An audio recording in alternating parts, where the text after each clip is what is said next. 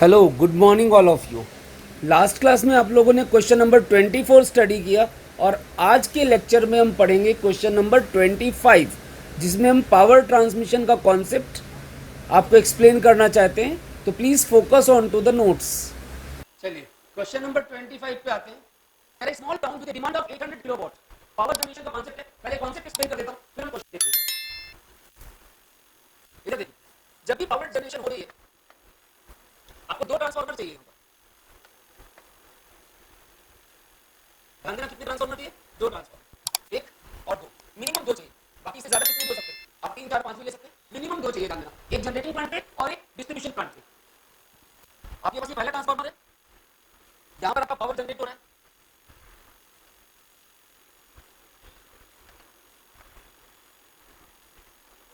Power generation and transmission plant.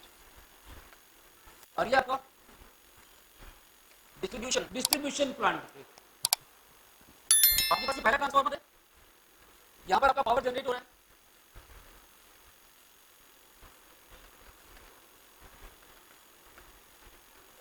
Power generation and transmission plant. और ये आपका distribution या फिर सप्लाई, कहां से सप्लाई हो रही है। क्लियर? एक जगह आप पावर जनरेट करके उसको ट्रांसमिट कर रहे हैं, वो वायर्स के थ्रू जा रहा है और कहां पर पहुंच रहा है? जहां पर उसकी जरूरत है, टाउन एरिया या इंडस्ट्रियल एरिया, जहां उसकी जरूरत है। अभी क्वेश्चन का डाटा बाद में लेंगे, पहले हम इसका लॉजिक समझ लें। अब देखिए, जो पावर जनरेशन पे ट्रांसफार्मर होता है ये हमेशा स्टेप अप होता है। याद रखिए, कौन सा होता है? क्लियर? एक जगह आप पावर जनरेट करके उसको ट्रांसमिट कर रहे हैं, वो वायर्स के थ्रू जा रहा है और कहां पर पहुंच रहा है? जहां पर उसकी जरूरत है, टाउन एरिया या इंडस्ट्रियल एरिया, जहां भी उसकी जरूरत है। अभी क्वेश्चन का डाटा बाद में लेंगे, पहले हम इसका लॉजिक समझ रहे हैं। अब देखिए, जो पावर जनरेशन पे ट्रांसफार्मर होता है इसका डाटा हम बाद में लेंगे, पहले हम इसका लॉजिक समझ लें। अब देखिए, जो पावर जनरेशन पे ट्रांसफार्मर होता है ये हमेशा स्टेप अप होता है। याद रखिए, कौन सा होता है?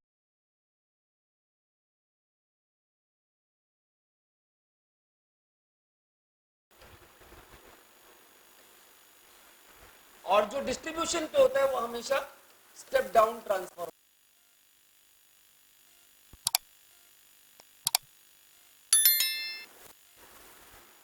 तो भी आप इलेक्ट्रिसिटी यहां पैदा कर रहे हैं,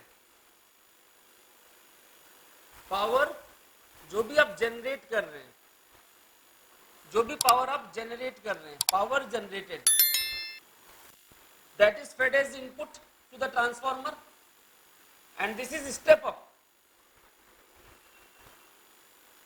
स्टेप अप है तो वोल्टेज को बढ़ा देगा और हाई वोल्टेज होगी और करंट डाउन हो जाएगा। Step up transformer. इस पावर को हम ट्रांसमिट करेंगे। ध्यान देना, अगर रास्ता लंबा है तो रास्ते में और भी बहुत सारे ट्रांसफार्मर हो सकते हैं, और भी बहुत सारे ट्रांसफार्मर हो सकते हैं, बट अभी हमें उनकी जरूरत नहीं है। हम दो ट्रांसफार्मर पे पढ़ रहे हैं। इस वायर के थ्रू आपका पावर पहुंचा डिस्ट्रीब्यूशन प्लांट पे और यहां पर इसको स्टेप डाउन करके हमने वापस सप्लाई कर दिया टाउन या फिर जो भी एरिया जहां पे मुझे सप्लाई करना है, वहां पर डिस्ट्रीब्यूट कर दिया। Power is distributed. क्लियर? अब इसमें ये ध्यान दीजिएगा कि इस वायर में कुछ रेजिस्टेंस है, कुछ रिएक्टेंस भी है, बट रिएक्टेंस हमारे सिलेबस में नहीं है यहाँ पर पावर ट्रांसमिशन में, तो हम सिर्फ रेजिस्टेंस की बात कर रहे हैं। ध्यान रखिएगा, रेजिस्टेंस भी होता है, रिएक्टेंस भी होती है, but we are dealing only with resistance. दोनों वायर में कुछ ना कुछ रेजिस्टेंस है। जो टोटल रेजिस्टेंस होगा दोनों वायर्स का वो हमने आर मान लिया, that is equal to R is what? Resistance of both wires. I can say total resistance. अब अगर यहां पर कुछ करंट फ्लो करता है, यहां पर कुछ करंट फ्लो कर रहा है, ऑब्वियसली करेगा ही, तो जो पावर लॉस होगा, पावर का loss in the form of heat, जब ये रास्ते में ट्रेवल करेगा तो कुछ पावर का लॉस होगा हीट के फॉर्म में, और वो लॉस कितना होगा? वो लॉस होगा आई स्क्वायर आर। कितना लॉस होगा? ध्यान रखिएगा, लॉस कितना होगा? आई स्क्वायर आर। अब आपको ये याद रखना है कि कुछ पावर टाउन को चाहिए सप्लाई जो करनी है, और कुछ पावर रास्ते में लॉस होगी हीट के फॉर्म में। तो टोटल पावर कितनी जनरेट करनी पड़ेगी आपको? जो टोटल पावर जनरेट करनी पड़ेगी वो लॉस और डिमांड दोनों के सम के बराबर होनी चाहिए। तो याद रखिएगा, जो पावर आपको जनरेट करनी पड़ेगी दैट इज इक्वल टू कितनी चाहिए डिमांड प्लस में कितना रास्ते में लॉस होगा, इन दोनों के सम। और हाँ, इसके क्वेश्चन को करने के लिए आपको ट्रांसफॉर्मर का कॉन्सेप्ट बहुत अच्छे से याद होना चाहिए। अगर उसमें कोई डाउट है तो आप उसकी स्लाइड को देख सकते हैं, एक बार दोबारा उसको स्टडी करिए ट्रांसफॉर्मर को, और वो यहाँ पर यूज होगा न्यूमेरिकल सॉल्व करते टाइम।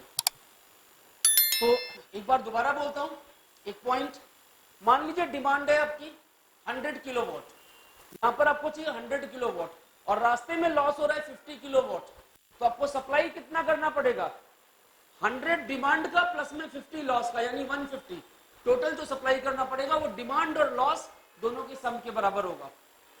क्लियर, ये चीज याद रखिएगा। बाकी सारे लॉसेस ट्रांसफार्मर वगैरह में भी होते हैं, वो हमने इग्नोर कर रखे हैं इस क्वेश्चन में, अगर वो दिए हो तो वो लॉसेस भी एड ऑन होंगे। तो I think the concept is clear to all of you, आप ध्यान से देख सकते हैं इस कॉन्सेप्ट को। अब इस पे हम डाटा पुट करके इसका न्यूमेरिकल सॉल्व करते हैं। तो क्वेश्चन नंबर 25 में ये कॉन्सेप्ट था आपका, सामने कर दिया मैंने आपके। अब इसका डाटा नोट करते हैं। There is small town with a demand of 800 kilowatt. Power of demand, power demand कितनी है, 800 किलोवाट एट 220 वोल्ट। कितनी वोल्टेज चाहिए, 220 वोल्ट पे चाहिए। 15 किलोमीटर डिस्टेंस है यहाँ पर, ट्रांसमिशन जहां से हो रहा है और जहां डिस्ट्रीब्यूशन हो रहा है, इन दोनों जगहों के बीच में, इन दोनों जगहों के बीच में 15 किलोमीटर का डिस्टेंस है और रेजिस्टेंस इज 0.5 ओम पर किलोमीटर। वायर का जो रेजिस्टेंस है दैट इज 0.5 ओम पर किलोमीटर। हेलो, वायर का रेजिस्टेंस है 0.5 ओम पर किलोमीटर, मतलब 15 किलोमीटर के लिए कितना हो गया,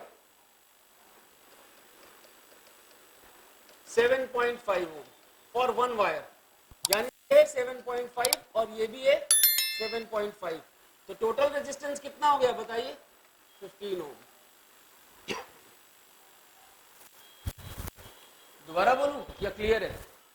देखिए, डिमांड है 800 kilowatt at 220 volt, 800 kilowatt at 220 volt. एक वायर का रेजिस्टेंस है 7.5, दोनों का मिला दें तो कितना हो जाएगा, 7.5 plus 7.5 that is 15 ohms. I think it's clear. अब इसने आगे इसके बोला हुआ है कि जो हम पावर ट्रांसमिशन कर रहे हैं यहाँ पर, ये 440 वोल्ट 4000 वोल्ट का ट्रांसफार्मर है, 440 4000। अब ये जो 4000 है यहां पर भी 4000 होगा। आई थिंक क्वेश्चन का डाटा आपको क्लियर है। अब इसने तीन बातें पूछी हुई है। पहली बात, पावर लॉस कितना हो रहा है हीट के फॉर्म में, कितनी पावर आपको सप्लाई करनी पड़ेगी, और जो स्टेप अप ट्रांसफार्मर है उसकी कैरेक्टरिस्टिक्स क्या है। तो ध्यान से देखिए, ये आप नोट कर सकते हैं। मैं इसको थोड़ा शॉर्ट में ड्रॉ करके आपको समझा देता हूं।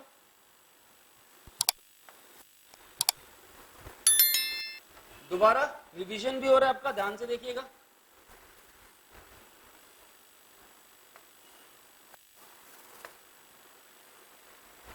एक रफ सा डायग्राम स्केच करेंगे हमेशा इस क्वेश्चन के लिए, जस्ट एक रफ सा डायग्राम ये स्केच किया। यहां 220 वोल्ट 800 किलोवाट, यहां 15 ओम रेजिस्टेंस है। देखिए क्या क्या दिया हुआ है, ये 4000 वोल्ट अभी आपने पढ़ा, ये भी 4000, यहां पर 440 पे जनरेट हो रहा है। तो इसका थर्ड पार्ट तो यहीं से कंप्लीट हो जाता है। क्या, जो स्टेप अप ट्रांसफार्मर है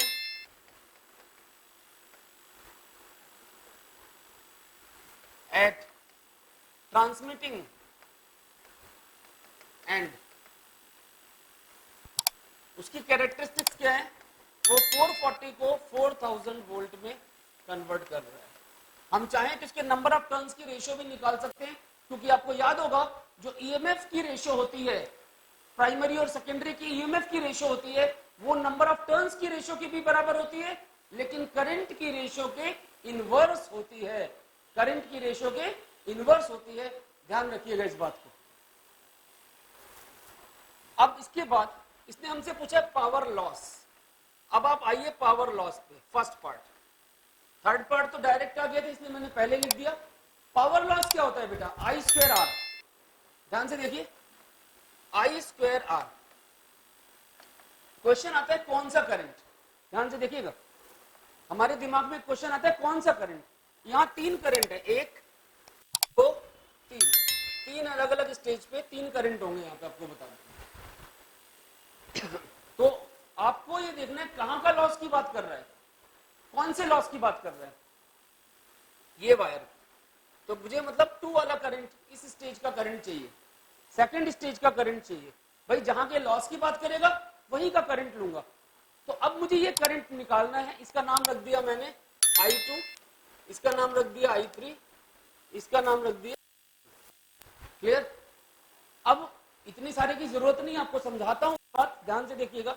अगर ये करंट आ गया, आर आपको मालूम है 15, आप सॉल्व कर लेंगे, पावर लॉस आ जाएगा वॉटेज में।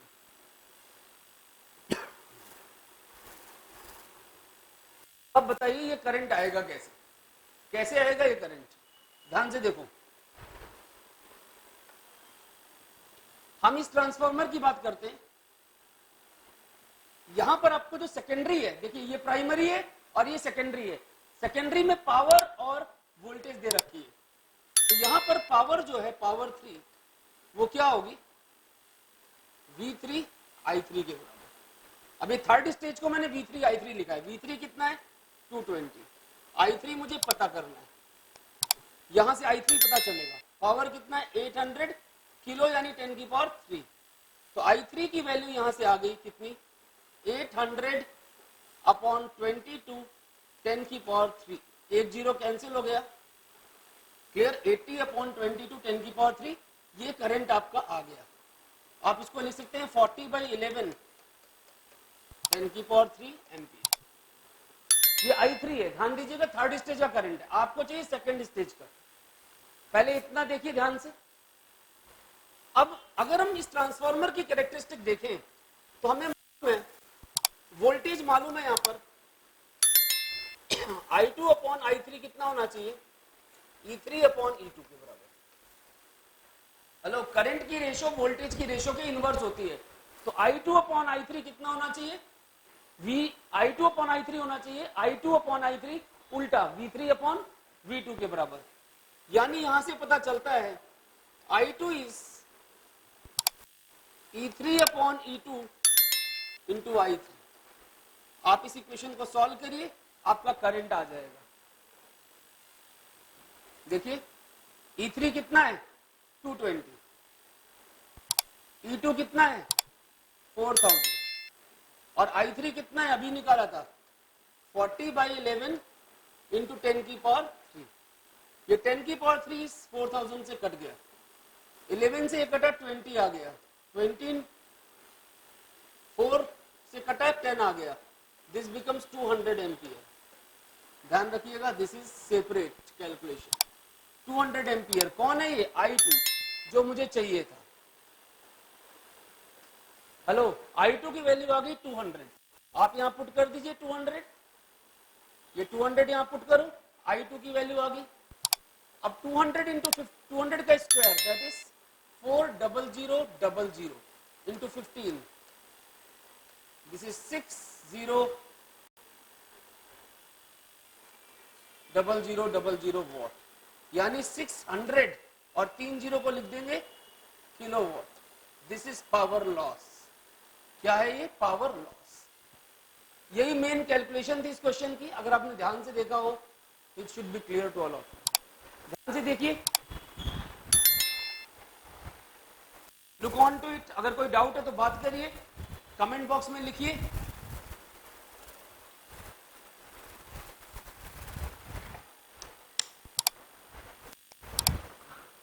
कोई भी डाउट है, कोई भी चीज नहीं समझ में आ रही, आप कमेंट बॉक्स में डालिए। I will surely reply to your questions. उनके आंसर्स मैं आपको जरूर दूंगा। और हाँ, अगर अभी तक आप लोगों ने इस चैनल सब्सक्राइब नहीं किया तो आप इसको सब्सक्राइब कर लीजिए और बेल आइकन प्रेस कर लीजिए, ताकि आपको सारे नोटिफिकेशंस टाइमली मिलते रहें और आप अपडेटेड रहें। इधर देखिए, अब आपके पास I²R, I2 की वैल्यू निकाली, यहां सॉल्व किया, पावर लॉस आ गया 600। टाउन को कितना चाहिए बताइए, टाउन को कितना चाहिए, टाउन को चाहिए 800, कितना चाहिए 800, लॉस कितना है 600। तो आप बताइए पावर जनरेट कितनी होनी चाहिए, पावर जनरेट होनी चाहिए सप्लाई प्लस में लॉस, और किलोवाट इज कॉमन, तो कितनी जनरेट होनी चाहिए बच्चों 1400 किलोवाट। यस और नो? तो पहला पार्ट था power loss that is 600, second part कितना जनरेट होगा 1400 kilowatt, third part step up transformer की characteristics. I think this question is clear. यहां तक कोई डाउट है तो आप पूछिए, कमेंट बॉक्स में डालिए। Is that okay? अब यहां एक बड़ा बढ़िया लॉजिक है, बहुत बढ़िया क्वेश्चन आता है कि आपका जो ट्रांसफॉर्मर है ये यहां पे स्टेप अप आपने यूज किया है, कहां पर, ट्रांसमिटिंग एंड पे। क्यों यूज किया है स्टेप अप? ताकि वोल्टेज ज्यादा हो। हम हमेशा हाई वोल्टेज पे ही ट्रांसमिशन करते हैं। कई बार क्वेश्चन आता है कि आप हाई वोल्टेज पे ही ट्रांसमिशन क्यों करते हैं, तो याद रखिएगा जब आप पावर ट्रांसमिशन कर रहे हैं, ये कॉन्सेप्चुअल है, transmission of power is done at high voltages, और इसीलिए हमने यहां पर स्टेप अप ट्रांसफार्मर भी यूज किया है, इसलिए हमने यहां पर स्टेप अप ट्रांसफार्मर यूज किया है। इससे फायदा क्या होता है, जब वोल्टेज ज्यादा होगी तो करंट क्या होगा, कम होगा। आपको याद होगा मैंने ट्रांसफार्मर में बताया था कि स्टेप अप ट्रांसफार्मर वोल्टेज बढ़ाता है लेकिन करंट डाउन आ जाता है, क्योंकि पावर कंजर्व्ड है, कि पावर कंजर्व्ड है। अब अगर करंट डाउन आएगा, हाई वोल्टेज पे करंट लो होगा, और पावर लॉस आपका जो होता है वो होता है I²R, जो कि डायरेक्टली प्रोपोर्शनल है स्क्वायर ऑफ करंट के। किसके प्रोपोर्शनल है, स्क्वायर ऑफ करंट के।